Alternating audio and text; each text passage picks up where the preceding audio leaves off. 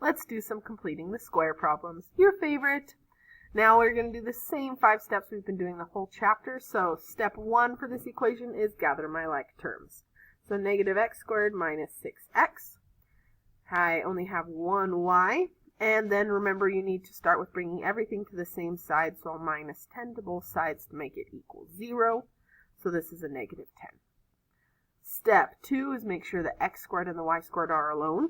So that means for this x squared, I need to get rid of that negative to get it alone. For this y squared, I need to get rid of that 9. Oops. Just write it like that. Now, step 3 is to bring the squared outside and cut that last number in half.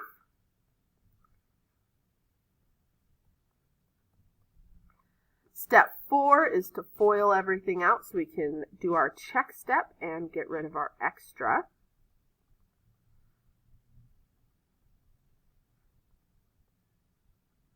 So this one, I get x squared plus 6x plus 9. Distribute my negative in. Negative x squared minus 6x minus 9. And this is just going to simplify to my 9y squared. So let's do our check step. That matches, that matches, that matches, that matches. So it looks like our only extra is this negative 9 that I got to get rid of. So to get rid of a negative 9, I add 9.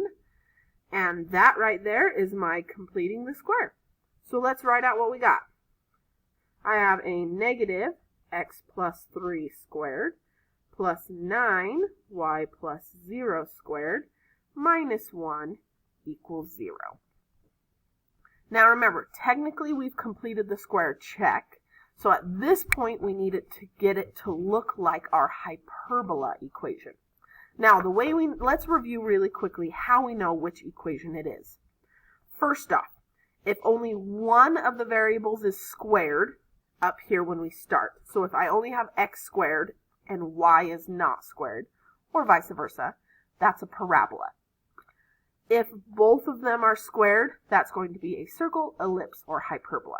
So let's do the difference between those three. If you look at the coefficient in front of the squares, so that one's a negative, this one's a 9. If the coefficients in front of the squares are the same number, then that means it's a circle. If the coefficients in front of the squares are different numbers, but they're both positive, that is an ellipse. If the numbers in front of the squares are different numbers and one is positive, one is negative, that's how you know this is a hyperbola. So because we have different coefficients in front and one is positive, one is negative, I know this has got to look like my hyperbola equation. So I need to do some algebra work to make this look like my hyperbola equation. So I'm going to start by adding 1 to both sides.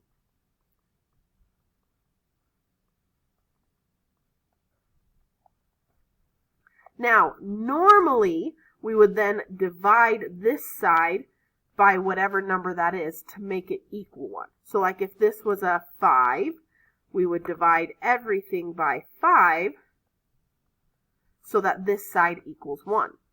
However, this is already a 1, so I don't need to divide anything. It's already a 1. Sweet.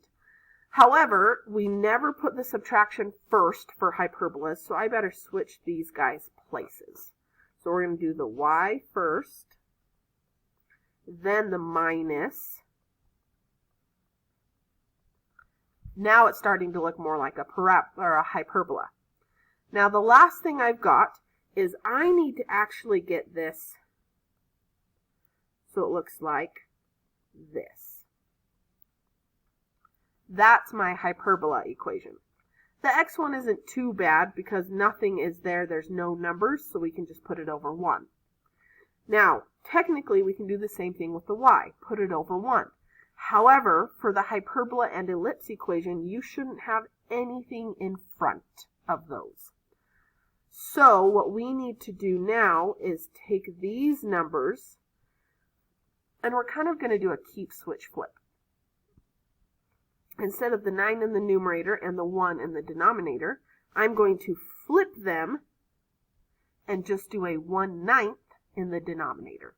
That is the same thing. I didn't change it. I just moved that 9 down into the denominator. So then it's easier to see what my transverse axis and my conjugate axis are.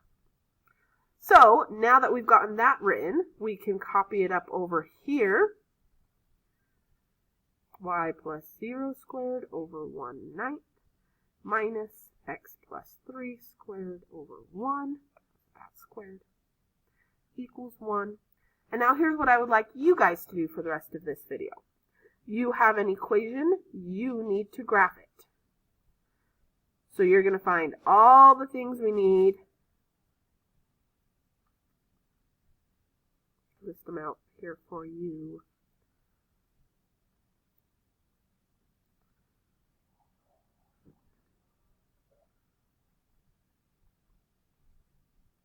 Those are all the things that you need to find using the equation we just found from completing the square.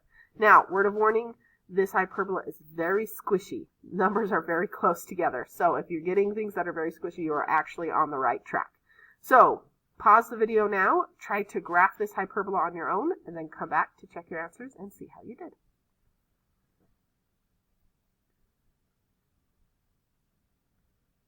Let's see how you did. So first thing I got is my center is at -3, 0. Make sure you didn't do 0, -3. Remember, x always comes first. So x -3, 0. There's my center. Transverse axis, square root of our first number, which would be 1/3. So, and it's connected to the y, so that means it's up and down. So up 1/3, down 1/3. Conjugate axis is square root of 1. That's paired with the x, so it's side to side, one side, one side. I did where those axes are at and labeled my vertices from there. Then I made my very little guide rectangle and did my asymptotes.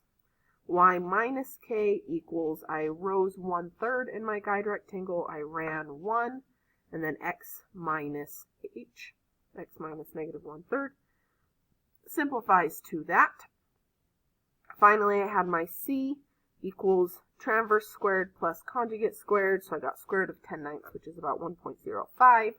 I did them up and down so they would go inside my branches of my hyperbola, and then wrote out my points.